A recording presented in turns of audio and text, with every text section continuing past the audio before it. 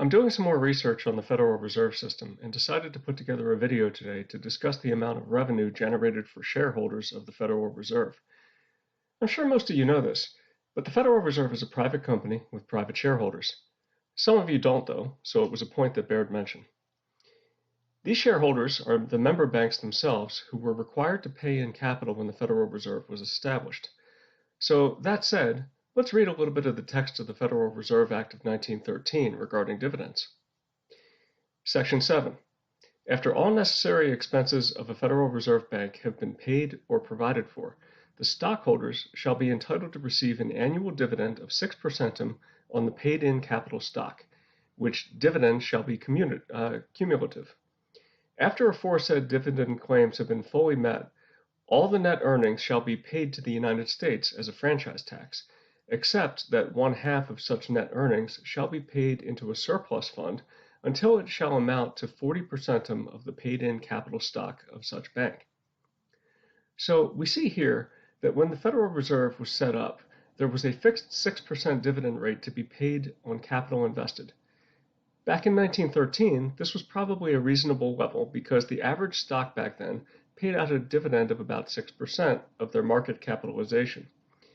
We all know that dividend levels on public companies have been nowhere near that level, at least not since the early 1980s, so 6% could be considered quite generous today. Of course, laws are occasionally changed. Let's see if this provision has changed. I'd like to focus your attention to an editorial written in 2014 by James Bullard, the President and CEO of the Federal Reserve Bank of St. Louis. I will read the highlighted sections to save a little time, but if any one of you are interested in reading the full text, you can pause this video and read from the screen here, or do an internet search to locate the article. It says, the regional reserve banks, such as the St. Louis Fed, were set up by law as private corporations owned by member banks.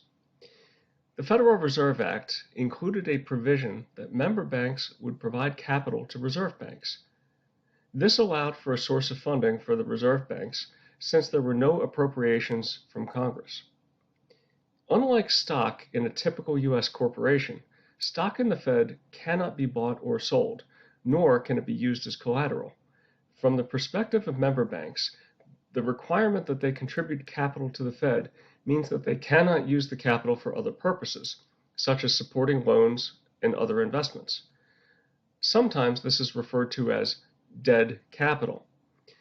The Federal Reserve Act did, however, recognize this situation and addresses the sterility of the capital requirement. The Act included a provision that member banks in a Federal Reserve District would be paid a dividend of 6% annually on their paid-in capital stock. In 2014, the total amount of dividends paid by the Federal Reserve banks to their member banks was about $1.7 billion. In an effort to help fund the recent transportation bill, a congressional proposal suggests reducing the dividend payment rate from 6% to 1.5% for member banks that have over $1 billion in assets. The long-established dividend rate has not varied over time. The 6% has held when short-term interest rates in the U.S. were as high as 20% circa 1980, and when they are very low, as they are today. Okay, so Bullard has informed us of a few things in this article. He has confirmed that the original 6% fixed dividend rate established by the Federal Reserve Act of 1913 has not been changed. It seems, at least in the year 2014, this caught the attention of some in Congress, and there was a proposal to reduce the dividend rate. Interestingly, there has been no reduction as far as I can see. But it did prompt Bullard to write an opinion piece citing why a reduction would be unfair.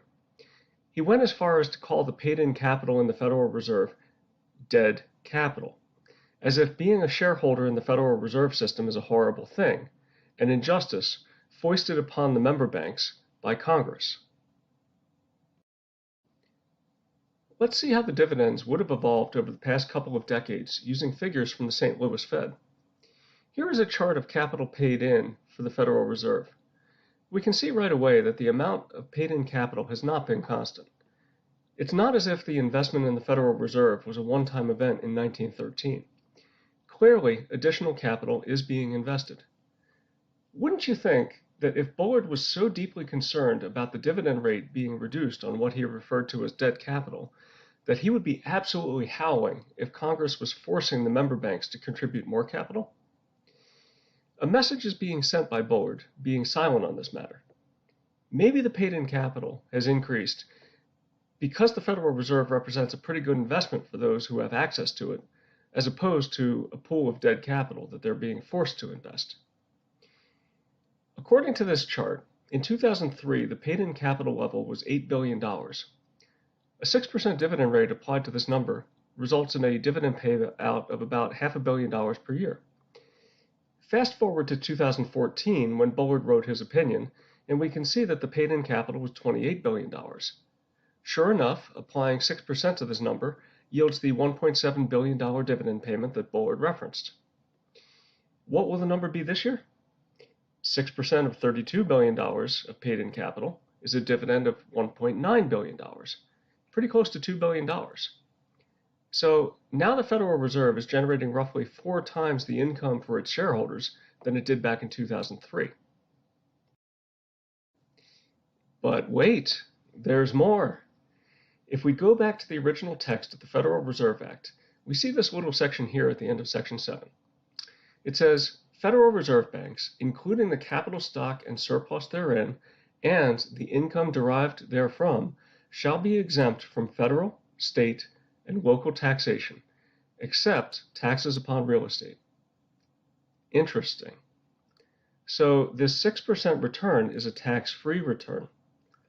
What would the return on a taxable investment need to be to generate 6%? If we reference the federal corporate tax rate in 2014, it was 35%. Now it's 21% due to the Tax Cut and Jobs Act.